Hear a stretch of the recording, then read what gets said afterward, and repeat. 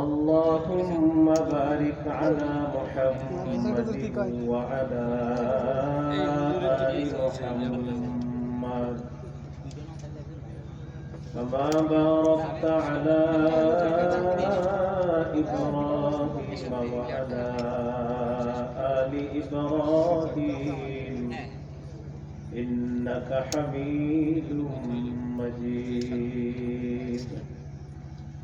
اللهم إني أعوذ بك من شر لساني ومن شر سمعي ومن شر بصري ومن شر مني. কালুখালী উম্মে কুলসুম রাদিয়াল্লাহু তাআলা আনহা মহিলা মাদ্রাসা এতিমখানা ও এলাকাবাসীর উদ্যোগে পঞ্চম বার্ষিক ওয়াজ মাহফিল হালকায়ে জিকির গুরুত্বপূর্ণ আলোচনা করেছেন বাড়িওয়ালা নাইরে বাড়ি নাইরে দুনিয়াতে গজলের গায়ক মুফতি নাইমুল হক, আচ্ছা মানে এই গজলের রচয়িতা মাওলানা মোহাম্মদ আব্দুল আলী নায়েবে মুহতাদিম পাংশা আজিজপুর মাদ্রাসা। আমি জানি না আসলে রচয়িতা কিনা, মানে এখানে লেখা এরকম জন্য বললাম।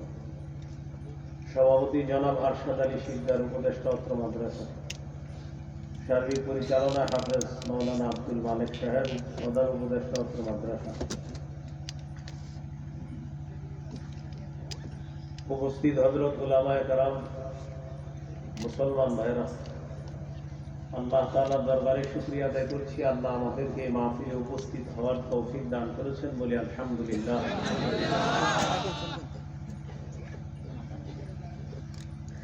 আমি আপনাদের সামনে 14 পারার সূরা নাহলের 72 নম্বর আয়াতে কারিমা তেলাওয়াত করেছি। আয়াতে আল্লাহ পাক রব্বুল আলামিন পরিবার গঠন সম্পর্কে আলোচনা করেছেন। আল্লাহ বলেন, আল্লাহু জাআলা লাকুম মিন আনফুসিকুম আজওয়াজা, আল্লাহ তোমাদের থেকে তোমাদের বিবিদেরকে বানিয়েছেন। ওয়া জাআলা লাকুম মিন আজওয়াজিকুম বানিনা,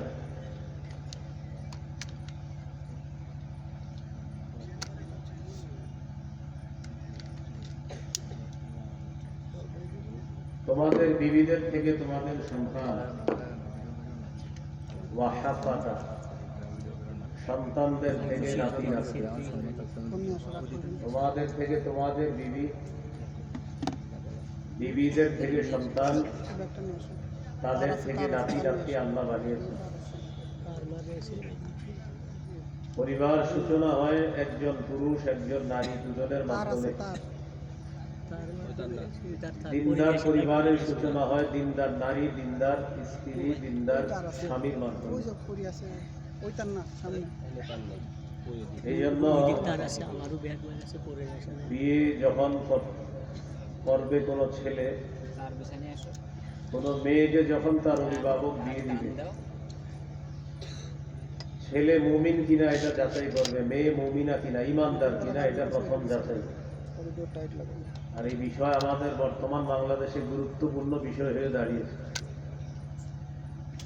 ছেলে ইমানদার কিনা এটা আপনি জরুরি ভিত্তিতে আগে যাচাই বাছাই করবেন। 10 বছর পরে জানবেন সে ইমানদার না, সে অন্য কোনো কিছু। সূরা বাকারার 221 নম্বর আয়াতে আল্লাহ বলেন, ওয়ালা তানকিহুল মুশরিকাতি হাত্তা ইউমিননা, তোমরা মুশরিকা নারীদেরকে বিয়ে করো না যতক্ষণ তারা মুমিনা না হয়। ওয়ালা আমাতুম মুমিনাতুন খায়রুম মিন মুশরিকাতিন ওয়ালাউ আজাবাতকুম, একজন কৃতদাসী মুমিন একজন স্বাধীন মুশরিকা নারীর চাইতে উত্তম। একজন কৃতদাসী মুমিনা নারী একজন স্বাধীন মুশরিকা নারীর চাইতে উত্তম। ওয়ালা তুনকিহুল মুশরিকিনা হাত্তা ইউমিনু, তোমরা তোমাদের মেয়েদেরকে মুশরিকদের কাছে বিয়ে দিও না। ওয়ালা আবদুন মুমিনুন খায়রুম মিন মুশরিক, মনে রেখো একজন মুমিন কৃতদাস একজন মুশরিক পুরুষের চেয়ে উত্তম। ছেলেও মুমিন হবে, মেয়েও মুমিনা হবে। এমন মেয়েকে বিয়ে করতে হবে যে মেয়ের মধ্যে আপনার জন্য কল্যাণ আছে, আর এমন ছেলের কাছে মেয়ে বিয়ে দিতে হবে যে ছেলের মধ্যে কল্যাণ হবে। এই জন্য বিয়ের আগে আল্লাহর কাছে এমন ছেলে চাওয়া, এমন মেয়ে চাওয়া। সহিহ মুসলিম হাদিসের কিতাব 6667 নম্বর হাদিস। রাসূলুল্লাহ সাল্লাল্লাহু আলাইহি সাল্লাম বলেন, ইহরিস আলা মা ইয়ানফাউ। তুমি এমন জিনিসের প্রতি আগ্রহী হও, এমন জিনিস কামনা করো যা তোমাকে উপকার করবে। এমন জিনিস কামনা করো যা তোমাকে উপকার করবে, এমন জিনিস তুমি কামনা করো।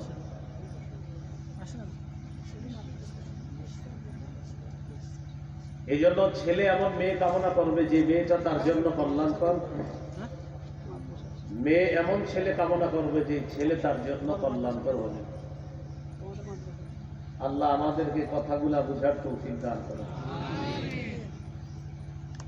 স্বামী স্ত্রী দুজন দুজনকে ইবাদতে সহযোগিতাকারী হবে।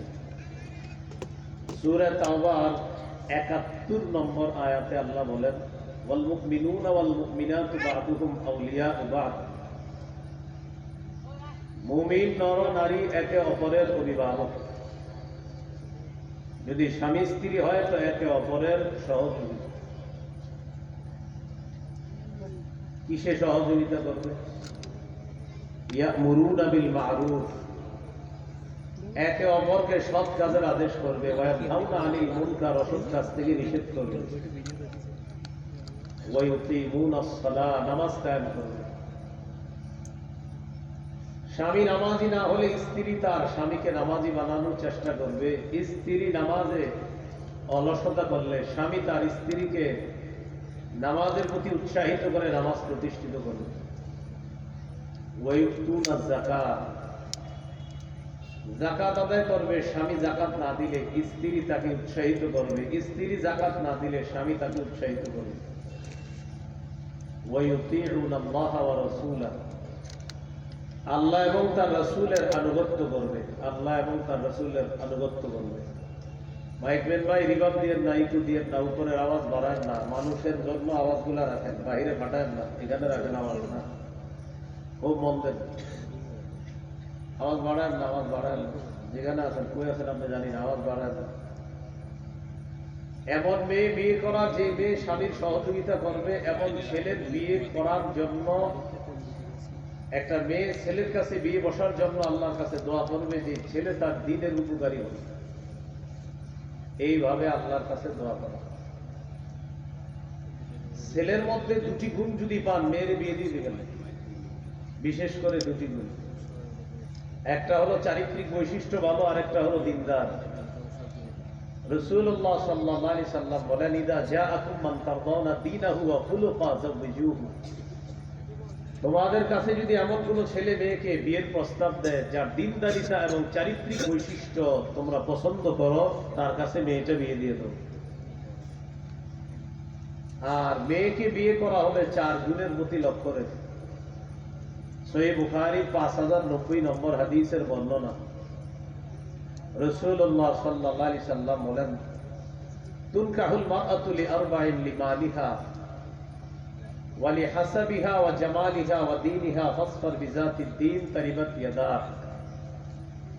সম্পদ দেখে, বংশ দেখে, সৌন্দর্যতা দেখে এবং দিনদারিতা দেখে, 4টি বিষয় দেখে মেয়েকে বিয়ে করা হবে। আমাদের সমাজের ঘটক যারা আছে তারা মেয়ের প্রস্তাব এইভাবে আনে, মাশাআল্লাহ একটা মেয়ে দেখতে মাশাআল্লাহ, এটা হাদিসে আছে। বংশ মাশাআল্লাহ, এটাও হাদিসে আছে। মেয়েটার সম্পদ 3টা ভাই ইতালি থাকে, এটাও হাদিসে আছে। সম্পদের কথাও আছে, বংশের কথাও আছে, সৌন্দর্যের কথা আছে। 4 নাম্বার যেটা আছে এটা ঘটক কয় না। মেয়েটা দিনদার কিনা এটা বলে না। রাসূলুল্লাহ সাল্লাল্লাহু আলাইহি সাল্লাম বলেন, তারিবাত ইয়াদাক। নবীজি 4টার কথা বলে শেষে বললেন, ফাসফার বিযাতিদ দীন, তুমি দিনদারিতা প্রাধান্য দাও। যদি দিনদারিতা প্রাধান্য না দাও, তোমার 2 হাত ধুলোয় দূষিত হোক, তুমি ধ্বংস হও। নাউযুবিল্লাহ। রাসূলুল্লাহ সাল্লাল্লাহু আলাইহি সাল্লাম বলেন, কোন ব্যক্তির স্ত্রী যদি দিনদার হয় আ'াদাহু আলা নিস, আল্লাহ পাক রব্বুল আলামিন তাকে 100 ভাগ দিনের অর্ধেক ভাগ তথা 50 ভাগ দিনের ক্ষেত্রে আল্লাহ তাকে সাহায্য করবে। সুবহানাল্লাহ। ফাল্যাত্তাকিল্লাহা ফিন নিসফিল বাকি, বাকি অর্ধেকের ব্যাপারে সে যেন আল্লাহকে ভয় করে। সহিহ মুসলিমের হাদিস 3535 নম্বর হাদিস। রাসূলুল্লাহ সাল্লাল্লাহু আলাইহি সাল্লাম বলেন, আদ-দুনিয়া মাতা ওয়া খায়রু মাতা'id দুনিয়া আল-মারআতুস সালিহা। এই দুনিয়া ভোগের জায়গা, দুনিয়ার ভোগের জায়গা, দুনিয়ার মধ্যে সবচেয়ে শ্রেষ্ঠ সম্পদ। কারো স্ত্রী যদি দিনদার হয়, আল্লাহ তাকে এই পৃথিবীর সবচেয়ে শ্রেষ্ঠ সম্পদের মালিক বানায়। সাহাবায়ে কেরাম রাসূল সাল্লাল্লাহু আলাইহি সাল্লামকে একদিন বললেন, আইয়াল মালি নাত্তাখিযু ইয়া রাসূলুল্লাহ, হুজুর আমরা কোন ধরনের সম্পদ গ্রহণ করবো একটু বলেন তো। নবীজি রাগ করলেন। আমার সাহাবীরা আমারে সম্পদের ব্যাপারে কেন জিজ্ঞাসা করবে, এখান থেকে উঠে চলে গেছে। ওমর ফারুক রাদিয়াল্লাহু তাআলা আনহু সাহাবীদেরকে বললেন, তোমরা অপেক্ষা করো, আমি নবীজির পিছে পিছে যাই দেখি। নবীজির মেজাজ বুঝে আল্লাহ রাসূলের কাছে এই প্রশ্নটা আমি করব। এই জন্য মেজাজ বুঝা এটাও জরুরি। কোন আলেমের, কোন আল্লাহওয়ালা বুজুর্গ আপনাদের এলাকা আসলো, তার মেজাজ বুঝা এটাও জরুরি। এক ব্যক্তি 200 কিলো সফর করে আপনাদের এলাকা আসলো, আইসা বেচারা এক ঘরে বসলো। আপনি গিয়ে বললেন, হুজুর তালাকের ব্যাপারে একটা প্রশ্ন আছে। উনি আইসা বসছে আর বললেন, তালাকের ব্যাপারে একটা প্রশ্ন আছে। বেচারায় সমস্ত রাগ ক্ষোভ যা আছে এগুলা সব রক্তের মধ্যে রাইখা আপনার খালি মারা বাকি ছিল। আপনি হাসছে কিন্তু হাসে নাই, আপনি মেজাজ বুঝেন নাই। মেজাজ বুঝা এটাও প্রশ্নকারীর একটা যোগ্যতা। যার কাছে প্রশ্ন করবেন এটা মেজাজ বুঝা দরকার। ওমর ফারুক রাদিয়াল্লাহু তাআলা আনহু বললেন, হুজুর আপনার কাছে সাহাবীর একটা প্রশ্ন করছে, আপনি উত্তর দেন নাই। সাহাবী ওমর ফারুক নবীর মেজাজ বুঝা নবীর প্রশ্ন করছে। দেখেন একটু আগে রাগ করছে কিন্তু এই প্রশ্ন করাতে, এখন নবীজি আর রাগ করে না। সুবহানাল্লাহ। একই প্রশ্ন একটু আগে হয়েছে, নবী রাগ করছে, একটু পরে আবার রাগ করে নাই।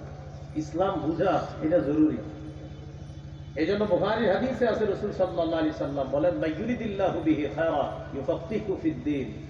আল্লাহ যাকে দ্বীনের বুঝ দান করে, আল্লাহ যাকে পছন্দ করে তাকে আল্লাহ দ্বীনের বুঝ দান করে। এই জন্য মাইকের সামনে কথা যারা বলবে তারাও বলার আগে আল্লাহর কাছে প্রচুর দোয়া করে আসা উচিত যে আল্লাহ মাইকের সামনে যেন আমার মুখ দিয়া উল্টা পাল্টা কিছু বের না হয়। যারা আলোচনা করবে তাদের জন্য জরুরি পড়াশোনা করা। পড়াশোনা না করলে এখানে বৈশা একটু পরে পরে উল্টা পাল্টা কথা বের হওয়া জরুরি। কারণ উনি তো আর কত এক কথা আর কতদিন বলবে, তখন এখানে এসে চিন্তিত হয়ে যাবে কি করবো, তখন আপনার উল্টা পাল্টা কথা বলা শুরু করবে। এটা একটা মানে আমি যে বলছে তার জোর দিচ্ছি না, এটা মানে একটা স্বাভাবিক বিষয়।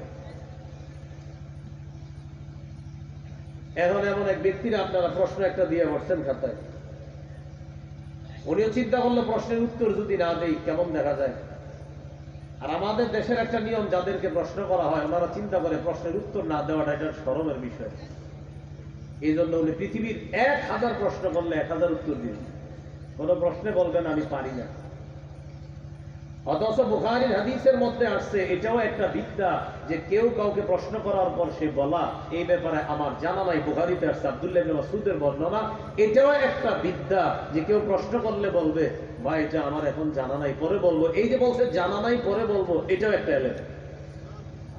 এটা কি আমরা কি কোন প্রশ্নে কোনদিন এই পর্যন্ত দেখছেন কেউ বলছেন পারি না? উনি সব পারেন। বাকি আমি এত ভালো আলেম পৃথিবীতে আর দেখি নাই বাংলাদেশ ছাড়া। বাংলাদেশে আলহামদুলিল্লাহ এরকম যোগ্য আলেম যারা কোনো প্রশ্নে কোনোদিন না বলে না, এরকম যোগ্যতা সম্পন্ন সারা পৃথিবীতে নাই। আলহামদুলিল্লাহ আমাদের বাংলাদেশে 1 লাখও প্রশ্ন করবেন 1 লাখই পারবেন মাশাআল্লাহ। আল্লাহ আরো তৌফিক দান করেন। আমিন।